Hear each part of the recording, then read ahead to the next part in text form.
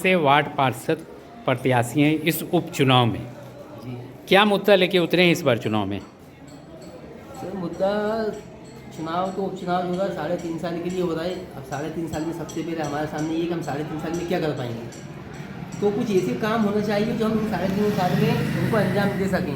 जी हमारे समाज में हम यहाँ पर देखते हैं कि यहाँ पर सड़कों से ज़्यादा जो है शिक्षा है ना, शिक्षा की तरफ हमको ध्यान देना पड़ेगा। 3.5 साल में अगर विकास पार्षद निधि से हो जाती है, सड़कें बनाना है आपको पार्षद निधि मिलती है, आपको नाली सड़क झाड़ू सब साफ सफाई ये पार्षद की निधि में काम हो जाते हैं ये। इसके अलावा शिक्षा जो है वो शिक्षा के लिए हम ये बात कर रहे हैं कि कम से कम जो गरीब बच्चे हैं 5वीं 8वीं 10वीं 12वीं इनको फ्री कोचिंग देने का हमारा एक लक्ष्य है कि ये कम से कम 5वीं 8वीं 10वीं 12वीं में पास होकर आगे ग्रेजुएशन करें, पोस्ट ग्रेजुएट बनें, एक अच्छे समाज का निर्माण करेंगे लोग। जी उठा के अगर देखें राजनीतिक दल जो है राष्ट्रीय स्तर की उसका वज़न रहा है लगातार भोपाल में। आप जो निर्दलीय चुनाव लड़ रहे हैं पार्षद का, कितना कॉन्फिडेंट है आप?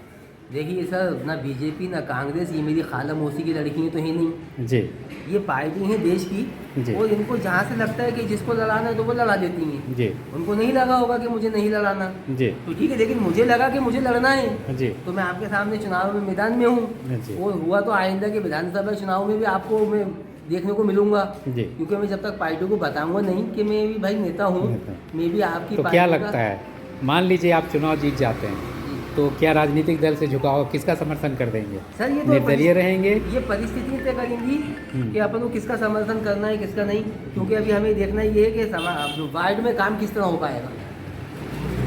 तो हो भी सकता है कि हम निर्दलीय रहकर स्वतंत्र रहकर काम करें, दोनों से काम करा लें, जी क्योंकि हम तो लोगों का काम करना है। जी तो काम करने के लिए हमें पार्टी नहीं देखना पड़ेगी। जब पार्टी को चुनाव लड़ाने के लिए हमें नहीं देखा जी। तो हम पार्टी को क्यों देखें किसी को। इसलिए हमारा रहेगा मकसद सिर्फ काम, वार्ड का विकास। वार्ड का विकास और सड़कें नालियाँ शिक्षा। जो बच्चे गरीबों का जैसे मैंने बताया आपको, मेरा टारगेट सिर्फ कोचिंग क्लासेस है 5वीं 8वीं 10वीं 12वीं बच्चों को पास कराना है। वो फेल हो जाते हैं बेचारे 10वीं में आकर, उसके बाद पढ़ाई खत्म हो जाती है।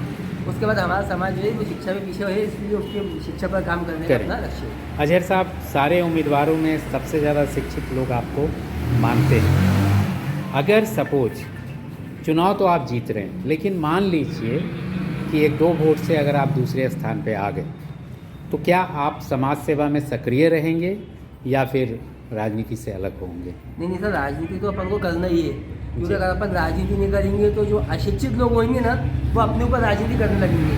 तो किसी भी शिक्षित व्यक्ति का जो लीडर होता है वो उससे ज़्यादा शिक्षित होता है, ना कि अशिक्षित। तो मैं राजनीति चालू रखूँगा। हाँ, अगर मुझसे बेहतर कोई मुझे लगा कि हाँ ये है तो फिर मैं उसके साथ हो जाऊँगा, लेकिन राजनीति तो मैं सक्रिय रहूँगा।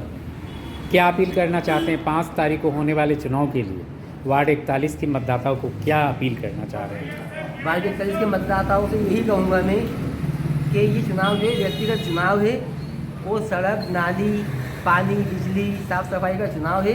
35 साल 30 साल आप लोगों ने सबको देख ही लिया है। एक बार हमको मौका देकर देखिए, हम आपकी उम्मीदों पे खड़े ना होते तो 3.5 साल बाद आप वापस कर दीजिएगा। अच्छा, एक बार नाम और चुनाव चिन्ह। मेरा नाम मोहम्मद अजहर, मेरा चुनाव चिन्ह मेरा कोड।